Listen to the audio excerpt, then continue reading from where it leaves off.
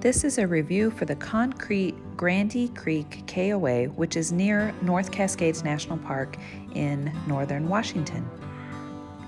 This KOA is a KOA holiday. It also happens to be a Thousand Trails property if you're a Thousand Trails member.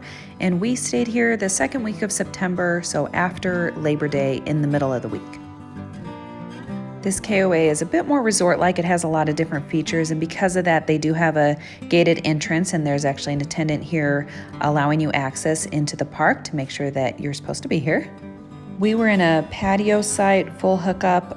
112 was our site number, and you can see here a lot of space, big open space behind us, concrete patio with picnic table and a place to sit and the grill, and then big access to the greenery area behind us. And this was $61 per night. We were by the area for the overflow parking, so you can see there's a car here, and we had that just our second night. The first night it was totally clear and free from any other sort of cars, even though it was very crowded. So I booked this site probably 9 months in advance, and I think because of the Thousand Trails, it ends up being a very popular location, and those areas for the Thousand Trails were packed. Our area was not full all the days that we were there.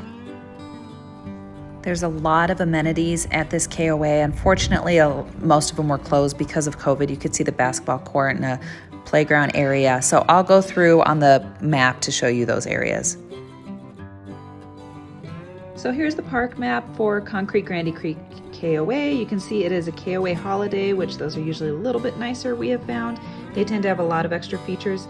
So when you come in through the ranger station, you have the ones with the little green dots are designated as Thousand Trails spots. And then you can see there's a number of those up here as well. And we were over here on site 112, so that was really nice because it opened up to this big area where there really was nobody at. We could just go run the dog and hang out. There's a nice little path that kind of goes along here. You can see the little footprints to show you where you're at, a half mile, 3/4 mile and stuff if you want to do a mile run around the park. And then up in the upper areas where they have the recreation center, there was an outdoor pool, mini golf, kind of gazebo, and then you have all the fun stuff for the kids, volleyball, jumping pillow, that basketball hoop, and the playground like you could kind of see there. Over on the side here, you saw a little video or a little bit of a picture where the barn was. I don't know what the barn animals were. We didn't really hang out there. And then they had a nice dog park over here that was enclosed where the dogs could run around. So really nice features, a lot of great stuff. And then you could come explore in the mountains around here. Well, not mountains, but the kind of forested area around here. And then you have Grandy Creek just along here. And we heard some interesting sounds coming out of the forest. So I don't know if they were birds or what, but the girls were convinced that Bigfoot was just outside there. So we were in Washington, you never know. Overall, we really appreciated how wooded and peaceful this location was. Plus, even the people that were there kind of packed in on the Thousand Trails areas looked like they were having a lot of fun.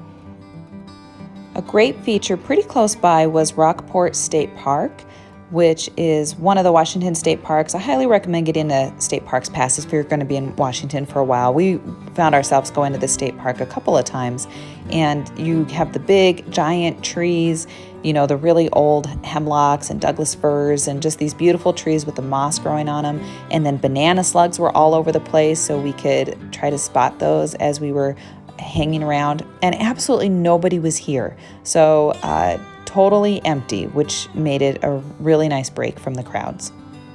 You're also really close to North Cascades National Park, and that was our destination, and why we chose to stay at this KOA was so that we would have close access to the national park there for North Cascades. And this ended up being a great KOA, had a bunch of features and amenities. Of course, because of COVID, we didn't get to do them all, but it gives you great access to the national park and that other state park, and just a wonderful KOA, the kind of place where you could really come back and stay just to stay at the KOA, even if you weren't going to a destination like the national park or something that was nearby. So really highly recommend this KOA. We would definitely stay here again. In fact, the kids were wondering when we were going to stay here again, which I don't think is going to be anytime soon.